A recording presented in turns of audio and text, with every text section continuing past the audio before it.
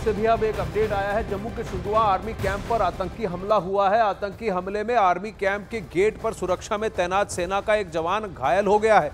आतंकियों ने कैंप के बाहर से फायरिंग की थी और लॉन्ग डिस्टेंस से फायरिंग की थी। अब ड्रोन्स की मदद से आतंकियों की तलाश फिलहाल जारी है। सुरक्षा बलों का ऑपरेशन भी जारी है। अब आपको बता दें कि कुछ महीने से पहले अगर आप देखें, इस बार अब की बार इनकी तैयारी, फोर्सेस की तैयारी और भी ज्यादा मुस्तैद है। उनकी ग्रिड, जिस तरह से उनको बिठाना है, किस तरह से उनको घेरना है, इसकी पूरी एसओपीज अब आ चुकी है, बन चुकी है। राजन वैद इस वक्त मौके से हमारे साथ जुड़ रहे हैं। जी राजन, बताइए।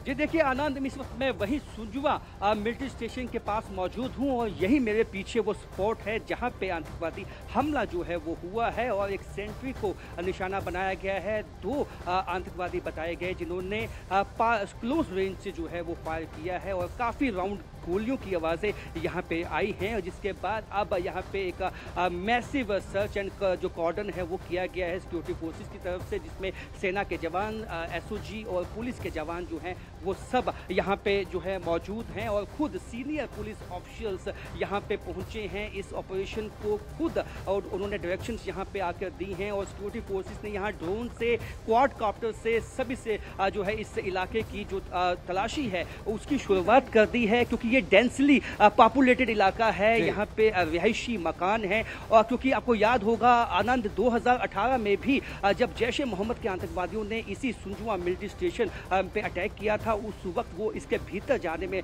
कामयाब हुए थे, जिसके बाद काफ़ी मुशक्कत 2 दिन तक वो इनकाउंटर चला था। आज भी शायद ये कोशिश हो सकती है आतंकवादियों की किसी तरह सेंट्री पे अटैक करके कैंप के अंदर घुसने की, लेकिन शायद वो नाकाम हुई है। लेकिन अब हमने देखा है कि जितनी भी यहाँ पे बिल्डिंग्स हैं वहाँ पे सिक्योरिटी फोर्सेस तैनात कर दी गई हैं, सेना के जवान तैनात कर दिए गए हैं। राजन, एक बात बताइए, ये क्या खबर सही है कि इनको दूर से फायर किया गया था? ये क्लोज रेंज फायरिंग नहीं थी, कहीं दूर से इन्होंने अटैक करने की कोशिश की थी? और कितने लोग, कितने आतंकवादी थे? ये टुकड़ी थी, कितने लोग थे, कितने आतंकवादी थे इसमें?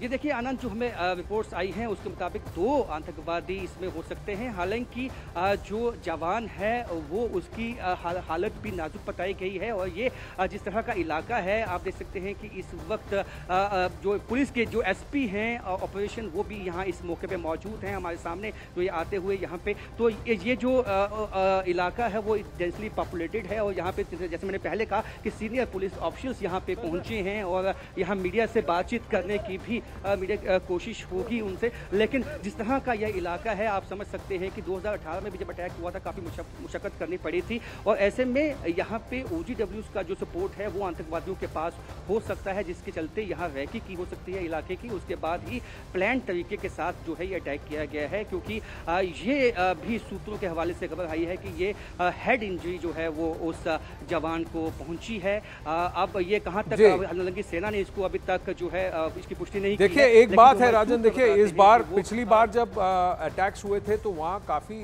इनका नेचर फिदायीन था, यानी कि अंदर घुसकर जितनों को मार सकते हो मारो, जितने डैमेज करो, और खुद वहाँ पर सेना के सामने अपनी जान गंवाने के लिए भी ये तैयार दिख रहे थे। लेकिन अब की बार ऐसा लग रहा है कि दूर से हमला कर ये भाग रहे हैं। तो इनकी अटैक की टेक्निक और तरीका और इनका जो मोडस है, जिस तरह से ये लोग ऑपरेट कर रहे हैं, इसमें एक अलग पैटर्न दिख रहा है और सुरक्षा बल इसी को अब काउंटर करने में मुस्तैद हो चुके हैं।